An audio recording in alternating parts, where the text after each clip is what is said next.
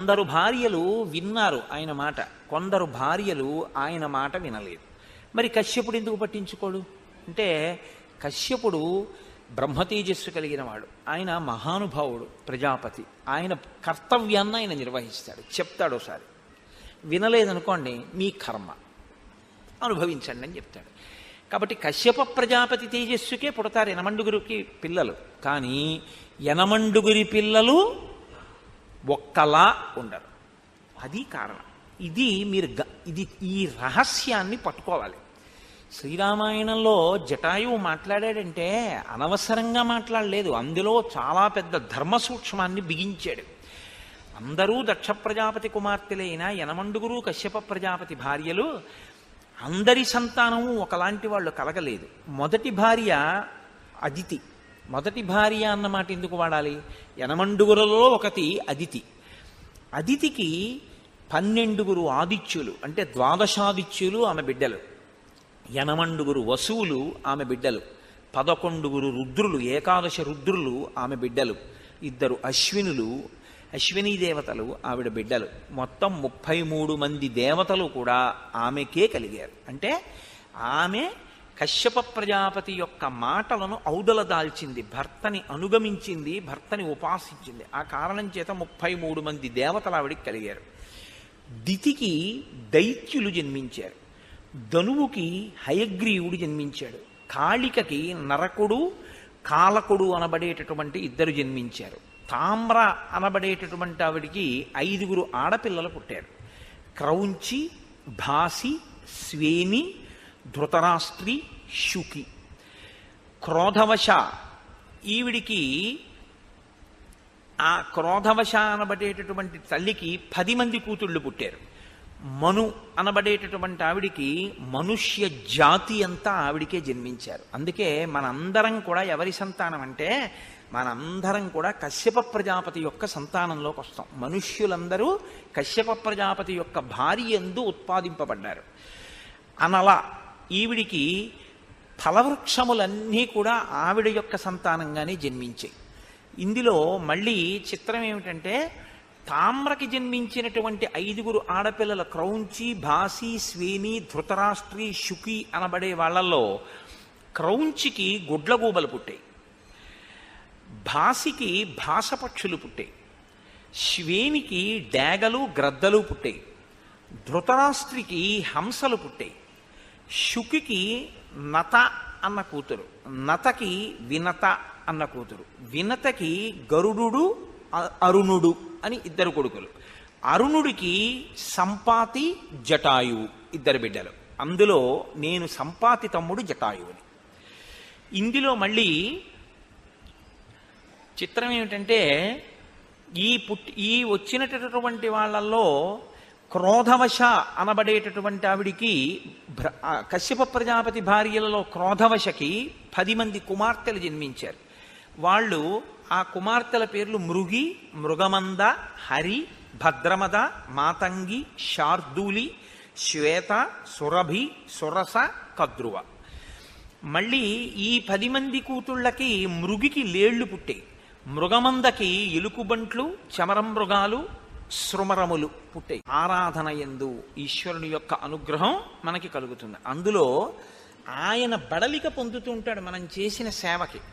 ఆ బడలిక తీరడానికి చామరము అనబడేటటువంటి దాంతో ఒకసారి ఆ గాలి ఆయన మీదకి వెళ్ళేటట్టు విసురుతారు. అందుకని చామరీ మృగము యొక్క వెంట్రుకలకు మాత్రమే ఆ శక్తి ఉంది. అందుకని ఆ చామరీ మృగంగా పుట్టడం చాలా అదృష్టం. అది ఈశ్వరుడి సేవకు వెడతాయి దాని వెంట్రుకలు. ఇప్పుడు ఈ చమరం మృగములు ఎవరికి పుట్టేట? మృగమంద అనబడేటటువంటి కశ్యప ప్రజాపతి యొక్క ఒక భార్య అయిన క్రోధవశ అన్నావిడికి పుట్టిన 10 మంది కూతుళ్లలోని 2వ కూతురు యొక్క బిడ్డలు ఈ చామరీ మృగములు. ఈ సృష్టిలో చాలా కశ్యప ప్రజాపతి యొక్క అనుగ్రహమే. హరి అన్న అమ్మాయికి సింహములు, బలమైన కోతులు పుట్టాయి, అందుకే హరీశ్వర అంటుంటారు. భద్రమద ఈవిడికి ఇరావతి అన్న కూతురు పుట్టింది. ఈ ఇరావతికి ఐరావతము అనబడేటటువంటి కొడుకు పుట్టాడు. మాతంగి ఈవిడికి ఏనుగులు పుట్టాయి, అందుకే మాతంగములు అంటుంటారు. శార్దూలి ఈవిడికి పెద్ద పులులు కొండముచ్చులు పుట్టాయి. శ్వేత ఈవిడికి దిగ్గజములు పుట్టాయి, అంటే భూమిని మోసేటటువంటి ఏనుగులు అన్ని దిక్కుల్లో ఉండేవి. సురభి ఈవిడికి రోహిణి గంధర్వి అని ఇద్దరు ఆడపిల్లలు. ఈ రోహిణికి గోవులు పుట్టాయి, గంధర్వికి అశ్వములు పుట్టాయి. ఈ మాటలు చెప్తున్నప్పుడండి గోశాలతో సహా అన్ని సంతోషిస్తాయి, ఎందుకంటే సృష్టి ఎలా జరిగిందో చెప్తున్నారు. సురస అనేక శిరస్సులు కలిగినటువంటి నాగులు జన్మించేటి ఈవిడికి, అందుకే నాగమాత సురస వచ్చింది అంటుంటారు, సుందరకాండలో వస్తుంది అన్నమాట.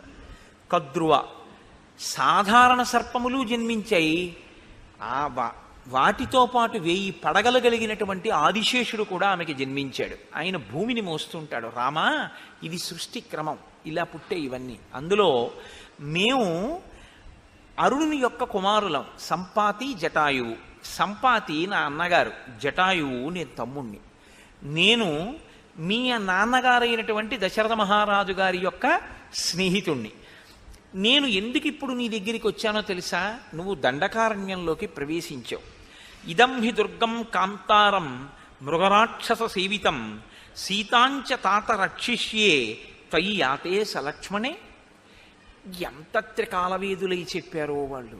ఆయన ఎంత గొప్ప మాట. ఇప్పటి వరకు మీరు రామాయణాన్ని చూస్తే రాముడు ఎప్పుడూ సీతమ్మ దగ్గర లక్ష్మణుణ్ణి ఉంచకుండా తాను వెళ్ళడు. ఒకవేళ లక్ష్మణుడు వెడితే రాముడు ఉంటాడు. సీతమ్మ పక్కన రాముడో లక్ష్మణుడో లేకుండా సీతమ్మ ఒక్కతే ఉండడం అన్నది లేనే లేదు. కానీ ఆయన అంటున్నాడు, జటాయువు నీవు లక్ష్మణ సహితుడవై వెళ్ళిపోవలసిన పరిస్థితి వస్తే సీతమ్మని నేను కాపాడతానన్నాడు. వచ్చేస్తుంది అరణ్యకాండలోనే, ఒక రోజు 2 రోజులు వచ్చేస్తుంది ఈ సందర్భం. ప్రతి వాళ్ళు ఒక రాబోయే సందర్భాన్ని చెప్పేస్తున్నారు. కాబట్టి ఇప్పుడు రామసేవయందు తరించడానికి వస్తున్నాడు జటాయువు. నా స్నేహితుడికి ఇంత గొప్ప కొడుకు పుట్టాడు. ఆయన కోరుకున్నది ఏమిటో తెలుసా అండి? దీన్ని బట్టి రాముడి చేతుల మీదుగా నా అంత్యేష్టి సంస్కారం జరగాలి. రాముడు కృష్ణుడు కూడా ఈ లోకానికి ఒక గొప్ప ధర్మాన్ని ఉపదేశించారు. మీరు జాగ్రత్తగా చూస్తే అనాథ ప్రేత సంస్కారం చేశారు వాళ్ళు. రాముడు జటాయువుకి సమంత్రకంగా దహనక్రియ చేశాడు. అలాగే కృష్ణ పరమాత్మ కూడా చేశారు భాగవతంలో.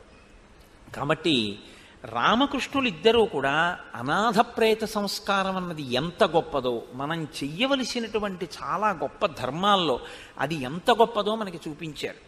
కాబట్టి రామ, నేను పెద్దవాడిని అయిపోయాను, ఎలాగో వెళ్ళిపోతాను, వెళ్ళిపోయింది ఏదో నీ సేవలో వెళ్ళిపోతాను. వెళ్ళిపోయి రామాయణాన్ని రావణుడు సీతాపహరణం చేస్తే ఈ వార్తని చెప్పేటటువంటి ఏకైక సాక్షిగా మిగిలి నీ సేవలో నేను మరణిస్తాను, నీ వలన అంత్యేష్టి సంస్కారాన్ని పొందుతాను అని జటాయువు సంకల్పం చేసుకున్నాడు. లేకపోతే ఈ మాట ఎందుకు వస్తుంది నోటి వెంట?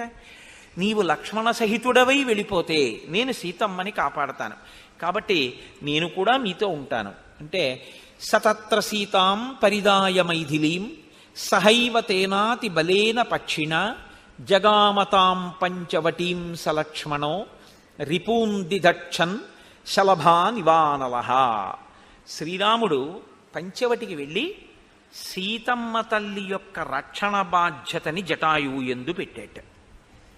ఓ జటాయు పక్షి, నీవు సీతమ్మ తల్లి యొక్క రక్షణ ఏమరపాటు లేకుండా జాగ్రత్తగా చూస్తుండు అని మహర్షి అంటారు. రిపూందిదక్షన్ శలభా నివానల. ఇంకా అగ్నిహోత్రంలోకి వచ్చి మిడతలు ఎలా పడిపోతాయో అలా రాక్షసులు తెగటారిపోయేటటువంటి సమయం ఆసన్నమై రాముడు అక్కడ ఉన్నటువంటి ఆ పర్ణశాలని, ఆ ఆశ్రమ ప్రాంతాన్ని, పంచవటీ ప్రాంతాన్ని చేరుకున్నాడు.